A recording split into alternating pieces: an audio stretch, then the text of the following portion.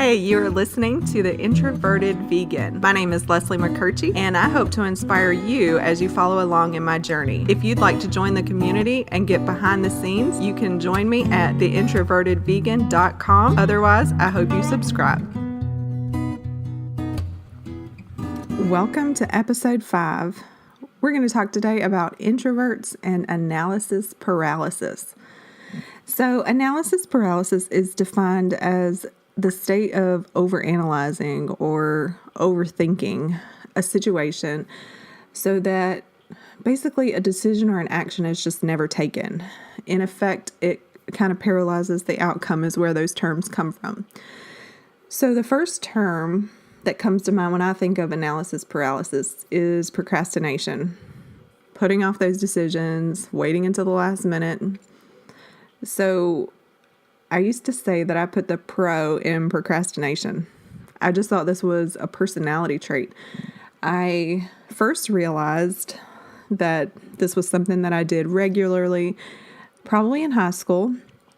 You know, with all the projects and et cetera that came with high school, I was definitely the one that waited until the last minute. And I still catch myself doing it. And then, you know, in some situations where you have no deadline, that's really hard for me. I'm a rule follower by nature, and so not having those deadlines, having this procrastination come to me naturally just makes it really difficult. And yes, so that is still something I battle with today. So I mentioned in the second episode that coming to know and acknowledge that I'm actually an introvert is relatively recent discovery for me. Literally within the last few years. So again, understanding these terms and taking you on this journey with me. So with analysis paralysis, we talked about introspective before and, you know, looking to yourself, looking within.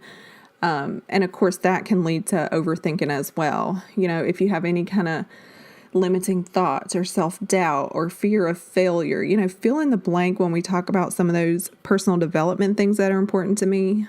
All of that kind of falls into this too. So it can lead to overthinking.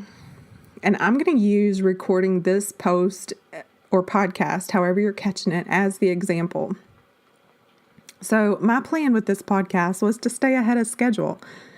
I have kind of a list of what's coming up next. You know, I announced the next episode at the end of the current episode. So I'm trying to stay ahead of it. And I wanted to stay ahead of it in the sense of like have them already scheduled out so that I'm not doing it at the last minute. I started thinking about the first 4 episodes I recorded and how short they ended up being.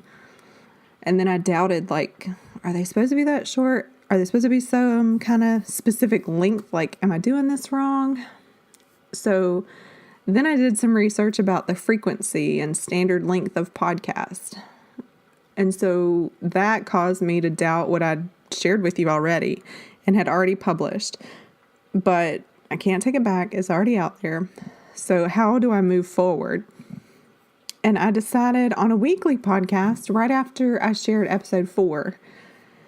In episode 4, and as were the episodes prior to that, we're ready ahead of time, which is what I wanted to continue doing. So I decided to do it weekly right after that episode 4 was released. But here we are. As I'm recording this, it is Sunday evening prior to the Monday release that I wanted to have. So I've done everything on my to-do list for the weekend, etc., except this. And this was the one thing I told myself I wanted to stay ahead of. So I don't know. So it is procrastination. That's what this episode is about. And then here I catch myself like, I doubt why I'm doing this. I doubt who I'm reaching. I doubt the point of this podcast. I doubt my story. And that's just not where I want to be. So I could choose to do nothing. I could give up. I could stress over what that expected length is, you know, try to fit some not even standard format that, you know, I've researched and told myself now needs to be met. But really, who cares? Who cares how long it is? This is about me having an opportunity to share a story with you, to share my story with you, for you to get to know me better, to draw closer to my community. And that's what I want this to be about. So maybe there's not a standard. Maybe one day it's going to be a minute. Maybe one day it's going to be 3 minutes. Maybe another day it's going to be an hour. I don't know. We'll just see where it takes us.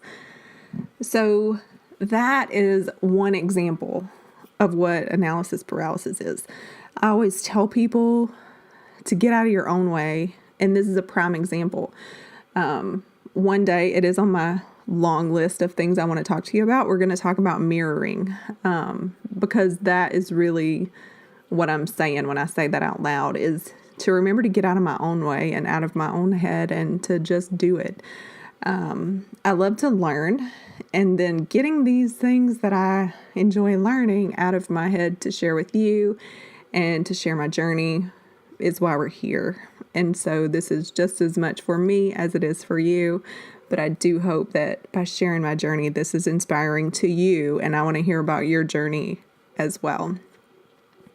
So I always try to focus on the positive. So we're going to switch this around. And I have a few takeaways. So you don't have to be an introvert to suffer from analysis paralysis.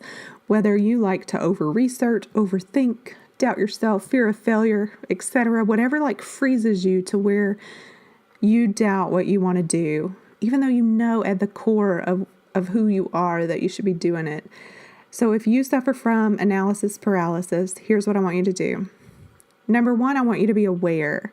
First step is always acknowledgement, right? It's always the first step in whatever that X step program is awareness.